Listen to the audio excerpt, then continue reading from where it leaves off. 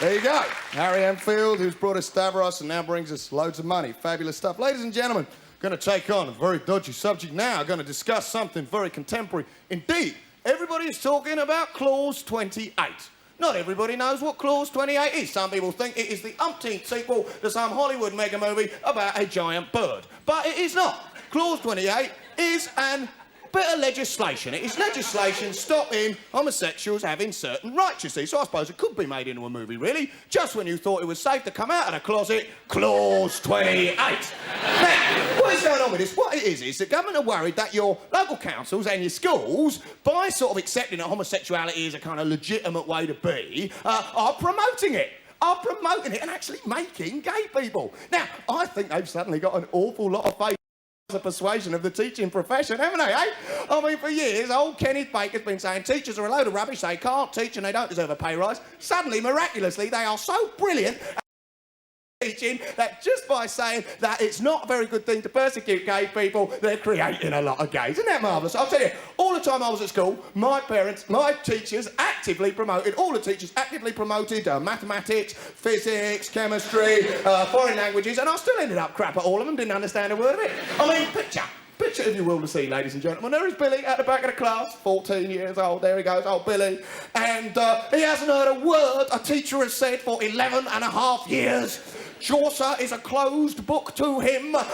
Logarithms are a load of El Couillon, which if you were watching last week, you know is French for love blobs. Although, of course, if anybody does French, you know, you'll know all the French in schools because, of course, our teachers are so persuasive, according to Clause 28. So, there's Billy, he's sitting at the back, maybe doodling a pair of boobs on his kneecap, you know, wondering idly whether to look up the word vagina in his school dictionary because it always gives him a trouser tingle. At the front of the class, the teacher says it is wrong to persecute gay people. Suddenly, in a massive academic deal, little Billy jumps up, suddenly buys a Tom Robinson album, a couple of tickets to La Cage aux Folles, and disappears up the trouser leg of the nearest first-year boy. It is not going to happen, ladies and gentlemen. I first took an interest in girls when I was about 12.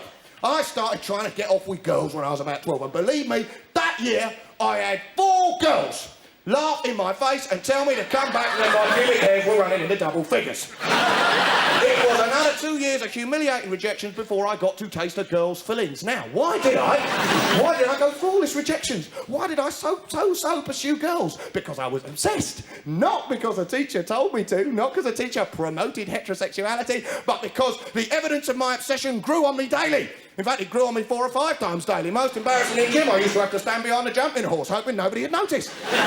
No teacher ever actively promoted or suggested that I should have wet dreams about Lulu. But nonetheless, the night she stormed Eurovision with Boom Bang a Bang in that miniskirt in the late 60s, well, the next morning, all I can say is we were very thankful for the then emerging biological washing powders, right? I mean, does Clause 28 really think that kids' bodies are going to react to the whims of the local education authority? It seems very strange. I'm there. I'm 14 now. I'm in my bedroom on my own. I've locked the door. I've got me Woolworths bra and knicker catalogue. And I'm just about to try provoking a bit of personal heaven, right? But I think, oh no, I can't do this until my teacher has said it is actively right and proper to do it. You see, this is the problem. They know that there is no way that you can promote these things. No way at all. As you can see, I say that if I'd learnt my knowledge of heterosexuality and my attitude to women at school, well, by now I'd have 2 children called Janet and John and a dog called Spot.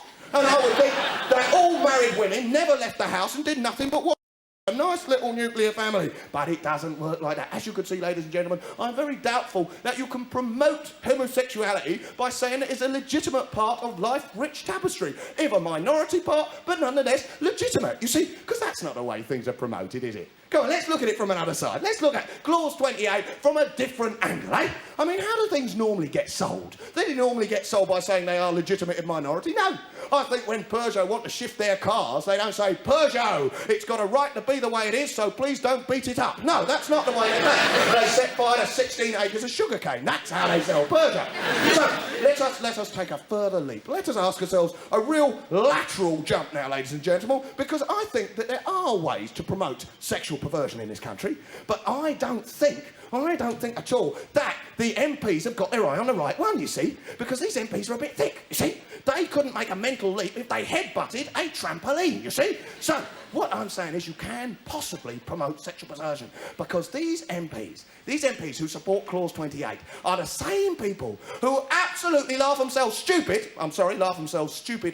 at the very idea that all your nudie pics on page 3 and all your little sad little porny knob party mags, the very idea that any of those images of women as objects to be gloated over and taken as possessions could in any way be a part of all the violence on women. They say there is no connection. Now, these MPs can't have it both ways. Either you can promote sexuality or you can't. They say they are absolutely certain that a liberal can create a gay, but they say there is no connection whatsoever between your lovely, fun-loving family newspapers with the pickies and the rape statistics. Now, I know that sounds very heavy. I don't know what the answer is, but I do know that we do not have an explosion of homosexuals in this country, but we certainly have an epidemic of violence against women, don't we? And if you asked a woman, what are you scared of when you're walking along a road alone at night? Would she say, well, personally, I'm terrified that there might be a homosexual about.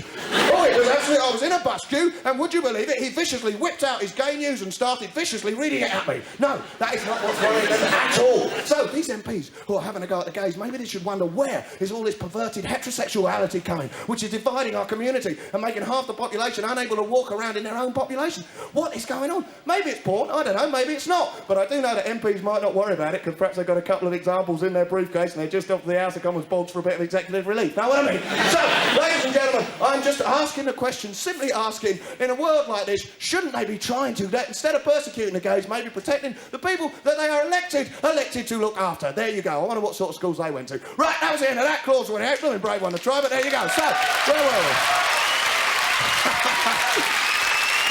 Back to comedy next week.